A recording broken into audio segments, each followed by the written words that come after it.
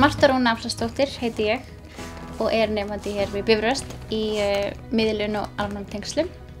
Ég búsett í Barcelona og með náminu rek ég heimasíðuna femmi.is ásamt nokkrum stelpum. Femmi.is lífstíðsvefur þar sem við erum 7 unga konur sem komum saman, allar með mismunandi áhugamál, hvort það sé innanhúsarkitekt, matur, hönnun, lífstíll eða bara lífið sjálft.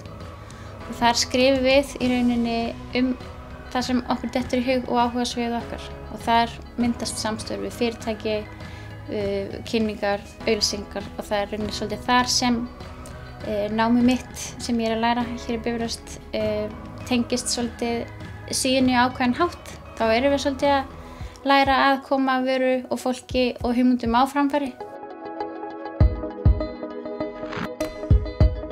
Venjulegur dagur hjá mér í Barcelona að ég vakna og fer og fæ mér kaffi og síðan labba ég á skrifstofu sem ég að leigja svona coworking space þar sem fullt af fólki kemur saman, hvort sem það í skóla, vinnu. Suma daga aðeins erfiðara að byrja inni þegar sólin skín svona hátt. Í göngufæri við íbúðina sem ég bý, þar leigi ég skrifstofu. Svona coworking space þar sem fólk kemur saman, hvort sem það í skóla eða vinnu.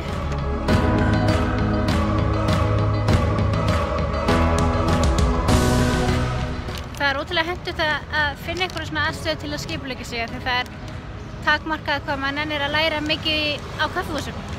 Þar í rauninni ég með net og kaffihússtöð, síma í með félagslíf en fæ samt í rauninni feelingin að ég sé að mæta eitthvað og að vera í skóla.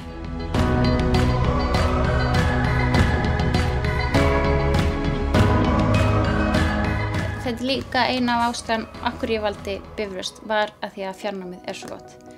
Þetta lótukerfi hentar mér mjög vel. Mér finnst þægilegt að geta lagt áherslur á færri fög í einu og bara einbeitt mér rosa vel og kafa djúpt í þau efni og svo klárast það og þá tökum við nýtt.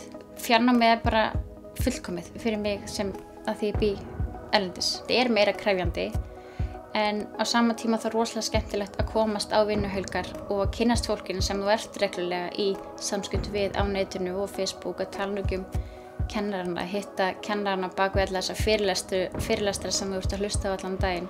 Ég reyni að komast á allar vinnuhelgar þótt að sjálfsögðu ég get það ekki og ef ég kemst ekki þá leggja kennararnir bara öðruvísi verkefni á mig og ég sendi vídeó samtölu af mér og það allt gert til að reyna að komast upp móti við því ef þú kemst ekki og það allir sem skilja þessar aðstæður. Ég vil nýta miðlun og almannatengsl í áhugasviðið mitt sem fólk, listir, hönnun, vörumerki, markaðsvæði og þetta bara svo ótrúlega víðtækt og þú getur notað þetta í svo ótrúlega margt.